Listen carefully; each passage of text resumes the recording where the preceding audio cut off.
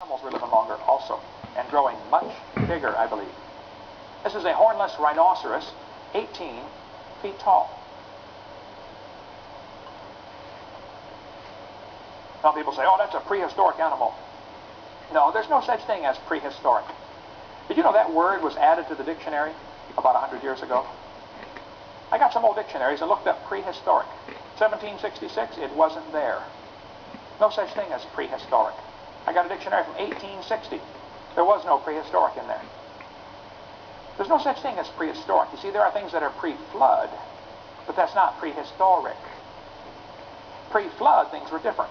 I think there was a canopy of water that increased air pressure, which would make animals grow much larger, especially insects. See, insects are limited today on how big they can get based upon the fact that they don't have enough air to breathe. They breathe through their skin. Insects that grow in oxygen-rich waters grow 1,000 times heavier than their counterparts just because they can grow bigger and they have more oxygen. See, insects breathe through their skin. If an animal increases in size, its surface area to volume ratio drops off. As an animal gets smaller in size, the surface area compared to the volume increases. So insects that breathe through their skin simply can't get huge today. And yet fossil insects are found that are huge. Like this dragonfly with a 50-inch wingspan. How'd you like to run into that at 70 miles an hour? You take the bug deflector and the windshield right off, right? You guys have cockroaches here in Wisconsin? You should come to Florida and see ours. We raise some in our museum. If you want to come down to our science center, hold one of our Madagascar hissing cockroaches, they get pretty good size. But did you know fossil cockroaches have been found that are 18 inches long? You didn't call Orkin in those days. You called the National Guard.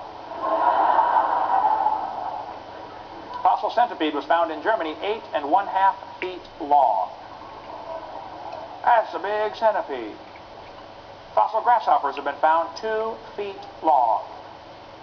You could eat them puppies. Fossil tarantula, 3-foot leg span. Fossil cattails have been found 60 feet tall. Fossil donkey found in Texas, 9 feet high at the shoulder. Everything's bigger in Texas. Fossil buffalo horns have been found, indicating buffalo used to get huge. Show me a home where that buffalo roams. I'll show you a wreck. Deer antlers, 12-foot span. Some of you hunters are thinking, wow. How many folks here go try to shoot Bambi's daddy? Come on now, let me see. There we go. And eat them too. Amen. All right, good. Kangaroo fossils have been found that are 10 feet tall. Wombats the size of a mini little car. They found a prehistoric goose stood as tall as an elephant and weighed ½ a ton. That's a big goose. Fossil beavers have been found 8 feet long. Right here in Wisconsin, a guy found the beaver jaw over in Johnson Creek, Wisconsin. I met the guy. There's his phone number, Jim Herb. He said, yeah, the beaver would have been 7 or 8 feet long. That's a big beaver. In Ohio, a 6-foot beaver skeleton was found. I think before the flood, the trees were bigger, which means you need bigger beavers to chew them down. Probably just about everything was bigger back in those days. Salamanders got 6 feet long. Greater air pressure from the canopy would also increase the amount of oxygen getting into the water, which means now more fish can survive, because fish have to breathe air underwater through their gills. Well, increasing air pressure diffuses more gas into the water. A shark, here I'm holding a shark's jaw that I got in Hawaii, that shark was probably about 12 feet long. If a tooth of a shark is 1 inch long, the shark was about 15 feet. It's kind of a rough average, depending on species, of course. I've got a replica here on the table of a fossil shark's tooth, indicating sharks before the flood probably got 80 feet long. Now, the movie Jaws had a 25-foot great white. Folks, you'd have to use Jaws for bait to catch a Carcharodon megalodon. I think things were a little bigger before the flood. Much bigger, actually. Carl Baugh in Texas is raising piranha in a pressurized chamber with increased electromagnetic field, trying to simulate pre-flood conditions. His fish are getting 4 times the size of normal. Call him up. We'll go visit his place in Glen Rose, Texas. If you're ever driving across Texas, you might as well stop, because there's nothing else to see as you drive across Texas. Turtles got to be huge. That's a big turtle. On the left. Oyster shells were found in the top of the mountains in Peru, 2 miles above sea level. Some of the oyster shells were 11.5 feet wide. 500 petrified oysters.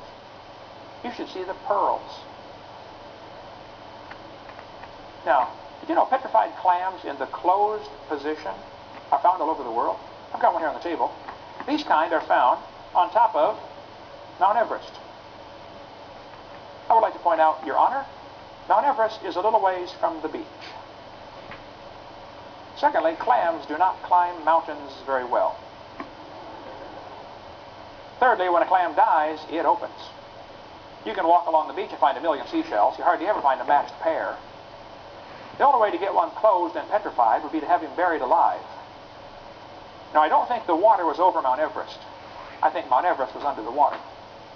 Big difference. Psalm 104 says, during the last part of the flood, the mountains arose, the valleys sank down, the water rushed off. We'll cover more on that on video 6. You know, fossilized birds have been found 13 feet tall. How'd you like to have that for Thanksgiving dinner? And lizards got huge. Did you know reptiles grow all their life? They never stop growing. I think before the flood, when people lived to be 900, the reptiles would get to be really big. Really big. I think dinosaurs were big lizards that lived with Adam and Eve. The word dinosaur means terrible lizard. And that would be a terrible lizard if it's about 80 feet long. You can buy these at the pet store today. It's called the Jackson Chameleon. Got 3 horns on his face. I bet something similar to that, if you let it live 900 years, it'd get to be a triceratops. I don't think today's lizards would grow to be dinosaurs if you let them live long enough. I think there's been any more than, you could take all the Chihuahuas today and crossbreed them and end up with a Great Dane. I think it's just the genes for largeness are gone for whatever reason. But I think they're certainly in the same family of animals. Dinosaur means terrible lizard. Dinosaur and human bones have been found together in Peru, in South America, several different places, and in South Carolina, and in Texas, and in Brazil, and in Russia. Human hands and dinosaur bones found in the same rock strata. Dinosaur and mammal remains found together, according to New Scientist magazine, February